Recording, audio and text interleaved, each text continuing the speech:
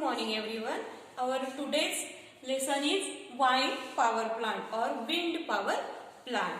हम क्या देख रहे थे? नॉन कन्वेंशनल पावर प्लांट्स की सीरीज देख रहे हैं. तो उसमें विंड पावर प्लांट. तो ऐसे क्या हुआ कि हमें जरूरत पड़ी कि हवा से बिजली तैयार करने की? क्यों हुआ ये सब? तो 1970s या 73 में oil crisis and fossil fuels के क्राइसिस के वजह से हमने इस तरफ रुख किया. पूरे जो भी पावर प्लांट्स है अपने नॉन कन्वेंशनल पावर प्लांट, हमने देखा कि जो नैसर्गिक संपत्ति है, हमें जो नेचर से मिली है उससे हमें क्या करनी है? बिजली बनानी है, इलेक्ट्रिसिटी प्रोड्यूस करनी है. तो उसका कुछ मैकेनिज्म भी होगा, उसी से तैयार कर सकेंगे हम. तो पहले ये समझना पड़ेगा विंड पावर है तो विंड पावर क्या है और वो क्यों तैयार होती है, कैसे तैयार होती है. तो क्या होती है विंड क्या होती है? एयर इन मोशन, हवा का मूवमेंट. हवा जो चलती है, हवा जो लहरती है, कहीं पे ज्यादा होती है, कहीं पे कम होती है. जो ऑब्स्टेकल्स ज्यादा होते हैं वहां धीरे चलती है और ऑब्स्टेकल फ्री स्पेसेस में, जैसे वो मैदान हो गए, बड़े बड़े ग्राउंड्स हो गए, हिली एरियाज हो गए, वहां पे हवा के चलती है, जोर से चलती है. तो उसी हवा को हमको यूटिलाइज करके इलेक्ट्रिसिटी तैयार करनी है. तो दूसरी बात, कितनी भी हवा चली तो इलेक्ट्रिसिटी तैयार हो सकती है क्या? नहीं. कितनी चाहिए? 15. इतनी इलेक्ट्रिसिटी हमको, इतनी वाइंड वेलोसिटी हमको चाहिए होती है टू प्रोड्यूस इलेक्ट्रिसिटी. तो हम देखेंगे वाइंड कैसे तैयार होती है और इसका यूटिलाइजेशन हम कैसे करते हैं, उसके एडवांटेजेस क्या है, डिसएडवांटेजेस क्या है और उसका मैकेनिज्म क्या है. फर्स्टली द विंड क्या होती है? Air in motion. इसे वाइंड कहा जाता है. कॉजेस ऑफ विंड कैसे तैयार होती है? जो एक रीजन ये भी है, सोलर एनर्जी का ही है. वाइंड एनर्जी एक फैक्टर है. कैसे कि जैसे अनइक्वल हीटिंग होती है किसकी? अर्थ की. सभी जगह पर अर्थ कैसे रहती है? घूमते रहती है ना. तो सभी जगह इक्वलिटी में हीट नहीं पहुंच पाती है. तो सरफेस क्या होता है? कुछ सरफेस गर्म होता है, कुछ सरफेस ठंडा होता है. तो ठंडा जो सरफेस गर्म होता है तो वहां की हवा गर्म होती है. गर्म होती है तो हल्की होती है और वो ऊपर जाती है. ऊपर जाती है तो वहां की स्पेस क्या हो जाती है? खाली हो जाती है. तो ठंडी हवा जो होती है वो गर्म हवा की जगह ले लेती है. तो ये जो मूवमेंट होता है उसे ही हम विंड कहते हैं. तो उसके बहुत सारे फैक्टर्स हैं. जैसे देखा जाए कि अगर कोई ओशियन है, हम जाते हैं आजू बाजू से, वहां से तो ठंडा लगता है ना. तो पानी के संपर्क में जो हवा आती है वो ठंडी रहती है. लैंड के संपर्क में जो हवा आती है वो गर्म होती है. तो ये इंटरचेंजिंग चलता रहता है, उसी को विंड कहते हैं. तो ठीक है, अब हमें देखना है कि वाइंड पावर क्या है. इसी वाइंड को यूज करके जो इलेक्ट्रिसिटी प्रोड्यूस की जाती है उसे हम विंड पावर कहते हैं. हमने बहुत बार देखा है ऐसा एक पोल होता है और पोल को क्या होते हैं? 3 ब्लेड्स होते हैं. एक भी होता है, 3 भी होते हैं, 4 भी होते हैं. हमने देखा है, बचपन में भी देखा है. ऐसा एक ये होता है, ये स्लोली स्लोली स्लोली स्लोली घूमते रहता है. विंड पावर बोले तो हमें यही पंखा याद आता है कि this is a wind power. तो ये क्या करता है? इलेक्ट्रिसिटी जनरेट करता है. कैसे करता है? तो ये जो टावर होते हैं, it is a 2 big height, मतलब कुतुब मीनार वगैरह होते हैं ना, उससे भी बड़े होते हैं ये पोल्स. उसकी हाइट बड़ी बड़ी होती है. तो उसको कैसे फ्रैक्शंस में जोड़ के बनाया जाता है. इतना लंबा एक साथ बनेगा क्या? सॉलिड पीस बनेगा उतना नहीं. तो उसको क्या किया जाता है? टुकड़ों में बनाया जाता है और रिवेट से बाइंड किया जाता है. उसके बाद में ये 2 हाइट का एक पोल बनता है. इट इज ऑल्सो हालो. अंदर से क्या होता है? ये पोकड़ होता है अंदर से. ये क्यों रखा जाता है इसको? उसके 2 रीजंस होते हैं. एक तो अंदर से डिस्ट्रीब्यूशन होता है, जो भी इलेक्ट्रिसिटी जनरेट होती है उसका डिस्ट्रीब्यूशन जो होता है, अंदर से ही केबल वायर्स वगैरह यहाँ से जाते हैं. और दूसरी बात, अगर ये सॉलिड पीस में रहेगा तो कितना वेट में रहेगा? इतनी हाइट हम बना पाएंगे क्या उसकी? नहीं. इसलिए उसको हालो रखा जाता है. तो कंपोनेंट्स यूज, क्या क्या कंपोनेंट्स यूज होते हैं, कौन से प्रिंसिपल पे ये वर्क करता है? अगर वाइंड पावर भी देखा जाए तो एक तरीके से इलेक्ट्रोमैग्नेटिक इंडक्शन के ही प्रिंसिपल पे काम करता है। इलेक्ट्रोमैग्नेटिक इंडक्शन का प्रिंसिपल अभी आपको बताने की जरूरत है क्या? नहीं, लेकिन फिर भी बता देते हैं, इसमें एरो जनरेटर या जनरेटर यूज होता है। तो क्या करता है वो? सेम प्रिंसिपल इलेक्ट्रोमैग्नेट का। क्या होता है? अगर किसी भी इलेक्ट्रोमैग्नेट के फील्ड में एक कॉइल अगर घुमा दी जाए तो क्या करती है? मैग्नेटिक लाइंस कट करती है और ईएमएफ जनरेट करती है। वही प्रिंसिपल से हम ये कर रहे हैं, सिर्फ जो मोशन देने का तरीका है वो हमने चेंज किया है, वाइंड पावर यूज किए। तो इसके कंपोनेंट्स देखेंगे। टावर अभी एक्सप्लेन कर ही दिया था मैंने। वाइंड टरबाइन, जो टरबाइन घुमाने के लिए यूज होता है उसको वाइंड टरबाइन कहा जाता है। उसके बहुत सारे टाइप भी है, वर्टिकल, हॉरिजॉन्टल, लेकिन हमें अभी इसका काम नहीं है।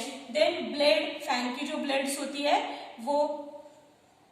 गियर बॉक्स, इसके अंदर एक गियर बॉक्स भी होता है। कभी इमेजिन किया है क्या? वो बहुत स्लोली घूमते रहते हैं।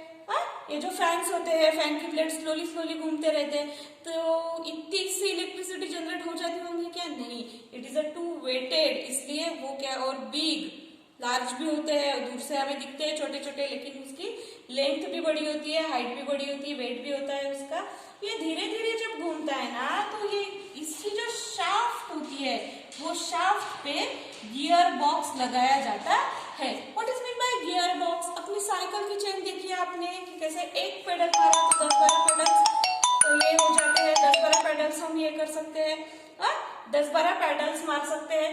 तो वैसे ही ये जो गियर बॉक्स है, एक बार अगर रोटेट होता है तो 100 ऑफ टाइम वो अंदर का शाफ्ट घूमता है। ठीक है। नेकल्स, व्हाट इज मीन बाय नेकल्स? इसका जो हेड और पोल का जॉइनिंग ये होता है, उसे नेकल्स कहा जाता है। क्या करता है नेकल्स? क्यों यूज करते हैं हम इस नेकल्स को? नेकल्स क्या करता है? हवा जो होती है, हवा एक ही डायरेक्शन में बहती है क्या? नहीं, हवा एक ही डायरेक्शन में कभी भी बहती नहीं है। जैसे ही हवा की डायरेक्शन चेंज होती है, नेकल्स क्या करता है? वो मूव करता है फैन की डायरेक्शंस को। मतलब क्या होता है कि जैसे जैसे हवा बहती है वैसे वैसे वो मूव होते जाता है। जनरेटर शाफ्ट, ये जो शाफ्ट है उसी शाफ्ट पे सामने क्या लगाया जाता है? जनरेटर लगाया जाता है। यॉ सिस्टम, मतलब ट्रांसफार्मर की जो मूवमेंट की होती है वो यॉ सिस्टम से होती है। एनीमोमीटर, मतलब एनीमोमीटर क्या होता है? ये हवा की गति को, हवा की डायरेक्शन को काउंट करता है। ठीक है। तो अभी देखेंगे वाइंड मिल या फिर विंड मिल। किसे कहा जाता है? विंड मिल भी बोलते हैं, विंड फार्म भी बोला जाता है। तो विंड मिल किसे बोलते हैं? अगर एक ही टावर है तो इसे विंड मिल कहा जाएगा।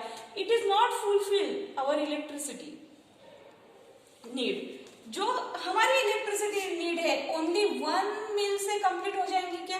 ये टोटल जो वन असेंबली है उसे वाइंड मिल कहा जाता है। लेकिन अगर नंबर ऑफ वाइंड मिल्स अगर हमने क्या कर दिए, खड़े कर दिए, तो उसे कहा जाता है फार्म कहा जाता है। उसे क्या कहा जाता है?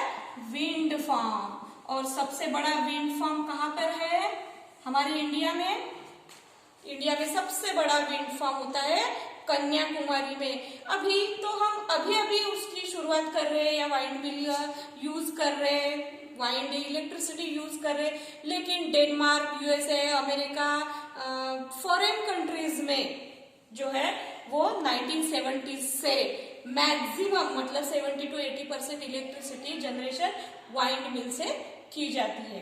तो so many causes is there, मतलब बहुत सारे रीजंस होते हैं। कोई भी एनर्जी सेक्टर किसी भी एरिया में सेटअप करने के, वहां का जियोग्राफिक कंडीशन बहुत सारी चीजें माइंड करती है। तो वाइंड मिल किसे कहा जाता है? A single assembly to generate electricity, उसे वाइंड मिल कहा जाएगा। A machine which can convert the kinetic energy of a wind into mechanical energy to electrical energy. मतलब आप इसका एनर्जी फ्लो देखिए, kinetic energy to mechanical energy to electrical energy. हमने पहले भी बहुत से पावर प्लांट में एनर्जी कन्वर्शंस देखे हैं। तो दिस टाइम इलेक्ट्रिकल एनर्जी क्या होती है?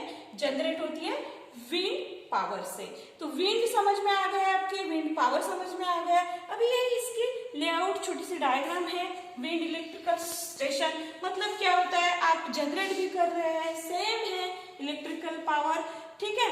हमने जनरेट किया है, जनरेट करने के बाद में हमें डिस्ट्रीब्यूशन भी करना है और ट्रांसमिशन भी करना है, ट्रांसफार्मर सिस्टम को चेंज भी करना है, लोड सेंटर एकदम नियर बाय रखना है हमें। तो ये उसका लेआउट है, ठीक है। अभी एडवांटेजेस एंड डिसएडवांटेजेस भी देखेंगे। हर चीज फुलफिल नहीं होती है, विदाउट लॉसेस कोई भी पावर प्लांट हमें इफिशिएंटली इलेक्ट्रिसिटी नहीं देता है। तो सबसे वैसे देखा जाए तो सबसे अच्छी इलेक्ट्रिसिटी इफिशिएंसी वाइंड मिल या वाइंड फार्म से हम ले सकते हैं। तो पहला एडवांटेज क्या है, मैंने पहले ही बोला है, नॉन कन्वेंशनल पावर प्लांट की सीरीज है। तो पहला ये रहेगा पोल्यूशन फ्री। सभी जो ये होते हैं non conventional power plant pollution free. Then minimum land required, एक पोल ही तो खड़ा करना होता है ह्यूज लार्ज की, जैसे अपन hydro power plant, solar power plant, steam power plant में देखते हैं बहुत बड़ी जगह मतलब थाउजेंड्स ऑफ किलोमीटर्स की जगह, एकर्स की जगह, हेक्टर्स की जगह हमें लगती है। वैसे यहाँ पे जरूरत नहीं पड़ती। Low maintenance cost, maintenance cost होता नहीं है, ऐसी बात नहीं। जिसमें भी गियर बॉक्स आया, जिसमें भी जनरेटर आया, जिसमें भी मूविंग पार्ट जो भी आया, तो मेंटेनेंस है ही उसका, लेकिन कम होता है, ठीक है। लो जनरेशन कॉस्ट लो है। मैकेनिज्म कंस्ट्रक्शन जो इनिशियल कॉस्ट है वो है हाई उसकी, लेकिन उसका जो जनरेशन कॉस्ट है वो मिनिमम है। Why it is minimum? तो नेचर ऑफ ये क्या फ्यूल जो यूज कर रहे हो वो क्या मिल रहा है अपने को, नेचर से फ्री मिल रहा है, इसलिए उसकी कॉस्ट क्या रहेगी, जनरेशन लो। मोर इफिशियंसी, पहले ही बताया मैंने कि इसकी इफिशियंसी विंड पावर प्लांट की अच्छी होती है। Then we can see the disadvantage, variable output. Why variable output? क्योंकि हवा हमें तुम्हें बता के तो नहीं फ्लो होंगी, it is a geographic factor, nature का ये है वो, तो ये अनवेरिएबल रहती है। अपन डिफाइन नहीं कर सकते कि आज इतनी बहेंगी उतनी बहेंगी, ठीक है। देन अनरिलायबल, मतलब आज अगर ये है हवा नहीं बह रही है तो क्या होगा, आउटपुट कम होगा, मतलब रिलायबिलिटी रहेंगी क्या, बेस लोड करके यूज कर सकेंगे क्या हम, नहीं। तो उसके लिए क्या करना पड़ेगा, नहीं तो फिर हमें जब ज्यादा से ज्यादा विंड पावर रहती है तब ज्यादा से ज्यादा इलेक्ट्रिसिटी जनरेट करके स्टोर करना पड़ेगा। लेकिन इलेक्ट्रिसिटी स्टोर करना भी छोटा काम होता है क्या, नहीं, इसमें से और कॉस्ट बढ़ेगी, तो मतलब क्या, अनरिलायबल है। Power generation is quite small, मतलब छोटे छोटे पावर इससे ये होगा, 4 मेगावाट 10 मेगावाट, ऐसे ह्यूज अमाउंट ऑफ इलेक्ट्रिसिटी नहीं जनरेट कर सकते हम। माइग्रेटेड बर्ड्स आर अफेक्टेड, मतलब जो फॉरेन बर्ड्स होते हैं जो हमारे यहाँ पर साल में एक बार या साल में 2 बार आना जाना करते हैं, वेदर कंडीशंस जब चेंज होते हैं हो जाती है तब, तो वो क्या करते हैं, बॉदर होते हैं, मतलब ये चीज टू हाईली ये होता है। अगर उनको अंदाज नहीं आया इसका फैन के ब्लेड्स का, तो कट के बहुत सारे बर्ड्स जो होते हैं विंड पावर प्लांट से कट के मर जाते हैं।